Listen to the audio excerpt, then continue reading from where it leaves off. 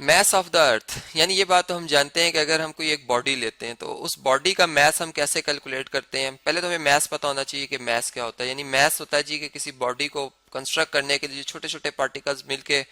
वो एक स्ट्रक्चर बना रहे, एक शेप बना रहे हैं, उस बॉडी को कंप्लीट करें, वो उनकी जो मिकदार है वो बेसिकली उनके मैस को रिप्रेजेंट करती है। मैं कहता हूँ इस बॉडी का मैस 1 kg है। अब मैंने इसको 1 kg कैसे कहा, मैंने बेसिकली अगर अपनी अर्थ के हवाले से बात करता हूँ तो मैंने एक पहले बैलेंस लिया, एक ठीक है जी, लीवर बैलेंस कह सकते हैं। उसके दोनों तरफ मैंने प्लेट्स रखे इस तरह से, उनमें मटेरियल एक जैसा रखा। दोनों पे हम जानते हैं कि अर्थ की ग्रेविटी जो है वो एक जैसा असरअंदाज करी, क्योंकि मटेरियल यानी इन दोनों पे जो मटेरियल ऑब्जेक्ट है वो एक जैसा है, तो दोनों एक ही जैसी हाइट पर हैं। अब ऐसा है कि अगर मैं इधर 1 kg का एक स्टैंडर्ड रखता हूँ और यहाँ पर एक ऑब्जेक्ट रखता हूँ जिसका मैस अगर इसके बराबर होगा, तो ये दोनों पैन्स जो हैं जमीन से एक ही हाइट पर होंगे और बैलेंस होंगे, तो मैं कहूंगा कि इन दोनों का मैस सेम है। यानी हमने ये बात समझी थी कि मैस कैसे मालूम होता है, लेकिन अब अगर अर्थ का मैस मालूम करना है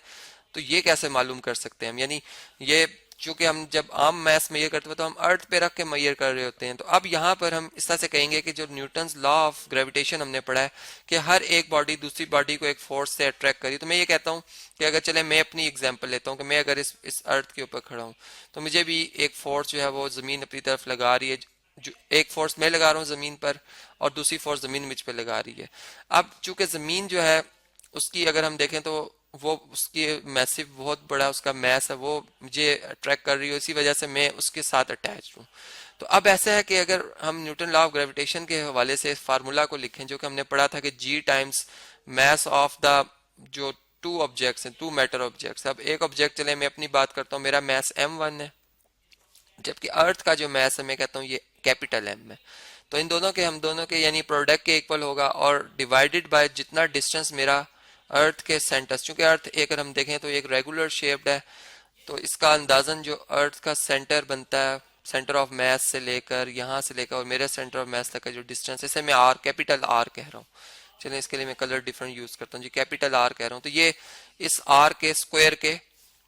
यानी इस तरह से आर स्क्वायर से ये डिवाइड होगा, तो ये हमारे पास मैग्नीट्यूड आएगी फोर्स की जो कि हम अट्रैक्ट कर रही है। अब ऐसा है कि अगर मैं यहाँ से ये बात जानता हूँ कि जमीन मुझे इसी टाइम जिस फोर्स से अट्रैक्ट कर रही है, अगर मैं एक चीज ऑब्जेक्ट जमीन से ऊपर फेंकता हूँ, एक बॉल में ऊपर फेंकता हूँ, तो जमीन की तरफ जब बॉल आ रही होती है तो उसमें जो एक्सलेरेशन प्रोड्यूस होती है जिसे मैं ग्रेविटेशन एक्सलेरेशन कहता हूँ, वो 10 मीटर पर सेकंड स्क्वायर हो रही होती है। इसका मतलब कि जो फोर्स अप्लाई हो रही है वो basically mass time of gravitation acceleration है। यानी न्यूटन्स के सेकंड लॉ के मुताबिक F is equal to M में हमने मैथमेटिकल जो है वो इस स्टेटमेंट को समझा था। तो यहाँ पर अगर हम देखें तो ये फिर ग्रेविटेशन एक्सीलरेशन के केस में F इक्वल टू mg आ जाएगा। तो यहाँ पर चले हम इस तरह से करते हैं कि इस फोर्स को जो कि जमीन मुझ पे लगा रही है वो मैं कहता हूँ m1g है, यानी यहाँ पे मैस मेरा होगा जी m1g। चूंकि जो मैं यही कह सकता हूँ कि जो पार्टिकल्स की मौजूदगी है मैस ऑफ द अर्थ तो बहुत बिगर है। अब ऐसा है कि जी जो कि हम ग्रेविटेशनल कांस्टेंट जानते हैं, पूरी कायनात में इसकी वैल्यू एक ही ऐसी यूनिफॉर्म रखी गई जी 6.67, और इस पर कोई मीडियम का कोई अमल दखल नहीं है, यानी कोई भी मीडियम हो इसकी वैल्यू एक जैसी होती है, न्यूटन मीटर स्क्वायर पर केजी स्क्वायर। ठीक है, अब इस वैल्यू को अगर मैं यहाँ पे दर्ज करता हूँ G 6.67 into 10 raise to the power -11। ठीक है, अब इसके यूनिट हम जानते हैं, मैं इसके जो भी स्टैंडर्ड बनेंगे, जो हमारा आंसर बेसिकली हम mass of the earth measure करने जा रहे हैं तो हम उसके जानते हैं यूनिट केजी में होंगे। हम तमाम जो वेरिएबल्स हैं उनके यूनिट्स जो है स्टैंडर्ड रख रहे हैं। अब मेरा जो भी मैथ्स हो, मैं मुझे अपना मैथ्स मेजर करने की यहाँ पे जरूरत नहीं है, मैं इसको m1 ही रहने दूंगा। जबकि मैथ्स ऑफ द अर्थ मुझे मालूम करना, मैं इसे कैपिटल M के तौर पर रख रहा हूँ। जबकि अब अगर हम अल बैरूनी के उस स्टेटमेंट के ऊपर जाएं जब उन्होंने सरकमफ्रेंस ऑफ द अर्थ जो है वो बताया था जी, अल बैरूनी, तो उन्होंने चूंकि जो वैल्यू बताई थी, आज भी मॉडर्न टेक्नोलॉजी जो है वो यानी जो मॉडर्न हम कह सकते हैं रिसर्च, वो उसमें 67 किलोमीटर का बस कोई अप्रोक्सीमेट फर्क है। यानी ये वैल्यू अर्थ की जो रेडियस है, चूंकि इसके डायमीटर का अगर हाफ कर दिया जाए तो रेडियस आ जाता है, तो हम जानते हैं कि डायमीटर ऑफ द अर्थ जो है वो 128 इंटू 10 पावर 6 किलोमीटर्स में है। ठीक है, ये हमारे पास किस में है जी, ये वैल्यू हमारे पास किस में है जी, किलोमीटर्स में है। और अगर चलें बल्कि इस तरह से कर लेते हैं, ये मीटर्स में जी, यहाँ पर ये किस में जी, मीटर्स में है। ठीक है, इसको हम ऑलरेडी जानते हैं। और अगर मैं इसका हाफ कर लेता हूँ तो मुझे डायमीटर का हाफ रेडियस मिल जाएगा, जो कि कितना बनता है जी 128 का अगर हम हाफ कर लें तो ये कितना बनेगा जी 64।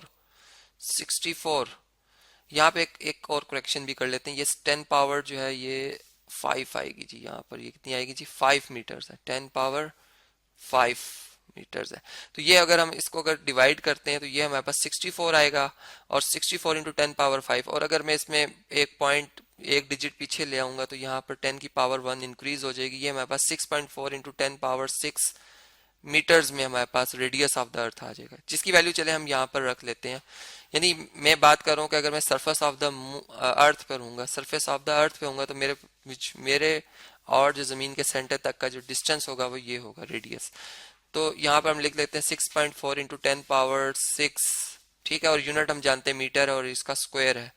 अब ऐसा है कि अगर हम देखें तो m1 से अगर हम दोनों तरफ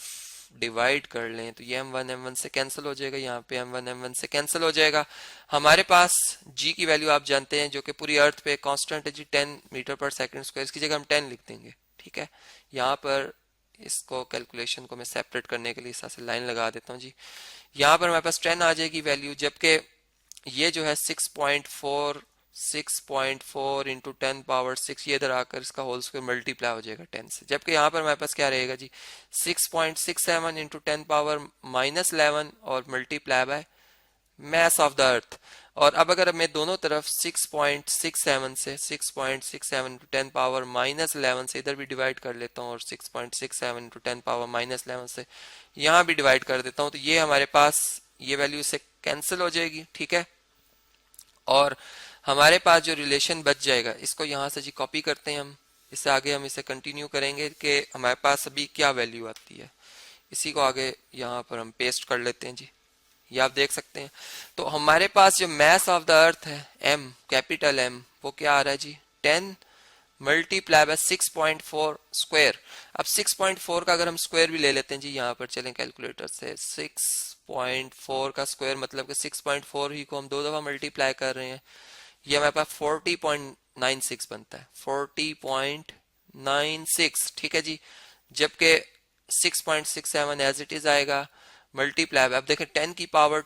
6 और यानी पावर से मल्टीप्लाई होकर 6 टू जा कितने बन जाएंगे जी 12 बन जाएंगे, जबकि ये 10 की पावर क्या आ रही है जी -11 आ रही है। अब अगर इस पावर को हम ऊपर शिफ्ट करते हैं तो ये 10 पावर क्या हो जाएगी जी ऊपर शिफ्ट होकर 10 पावर +11 हो जाएगी, +11 हो जाएगी, यहाँ पर 1 बच जाएगा। अब ऐसा है कि अगर मैं अब इसे डिवाइड कर लेता हूँ जी 40.96 को हम डिवाइड करते हैं 6.67 से, तो हमारे पास ये वैल्यू आती है 6.14, कितनी आ गई जी 10 मल्टीप्लाई बाय 6.14, आगे तक भी लिख लेते हैं जी 09, ठीक है जी। और जबकि 10 की पावर कितनी बन रही है 12 और 11, बेसिस सेम और पावर ऐड हो जाती है, 12 में 11 ऐड कर लें जी 23 बन जाएगा, ये हमारे पास 23 आ गया। अब इसके अगर यूनिट्स हम लिखना चाहें तो हम केजीज में आंसर दे सकते हैं कि हमारे पास जो मैस है वो केजीज में आ रहा है, चूंकि न्यूमेरिकली जब हम आंसर फाइनल करते हैं तो उसमें यूनिट लिखना बहुत लाजमी होता है। अब यहाँ पर अगर 10 को मजीद इससे मल्टीप्लाई कर लेते हैं, या चलें इसको हम 6 ही रहने देते हैं, इसको हम 6 पॉइंट राउंड अगर डाउन कर लें, क्योंकि 1 के बाद 4 है उसको राउंड डाउन हो जाएगा, 6.1 ही रहेगा, ठीक है, या ठीक है राउंड डाउन ही होगा, 6.1 हो गया, और into 10 raise to the power 23, और ये 10 पावर 1 ऐड होके कितनी हो जाएंगी 24, 23 प्लस 1 24 kg। तो हमने देखा कि जो मैस ऑफ द अर्थ है अगर हम इस पे 2 सिग्निफिकेंट डिजिट्स लेते हैं, यानी 6.1 2 सिग्निफिकेंट हमारे पास डिजिट्स आ रहे हैं, तो ये 6.1 इंटू 10 पावर 24 kg है। और अगर मैं इसमें कोई सिग्निफिकेंट डिजिट नहीं रखता, मैं सिंपल इसको 6 लिख देता हूँ, क्योंकि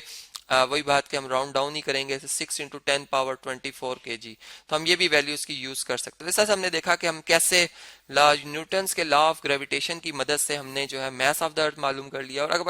और अगर अब हम इस तरह से कहें कि अगर मैस ऑफ द अर्थ को अब यूज कर सकें, यानी इसकी वैल्यू अब हमें पता चल गई, तो अब हम ऑब्जेक्ट का मैस भी निकाल सकते हैं, और अगर किसी और प्लेनेट पे हैं तो उस प्लेनेट का भी मैस निकाल सकते हैं, उस प्लेनेट का रेडियस अगर मैस पता तो उसका रेडियस भी निकाल सकते हैं, या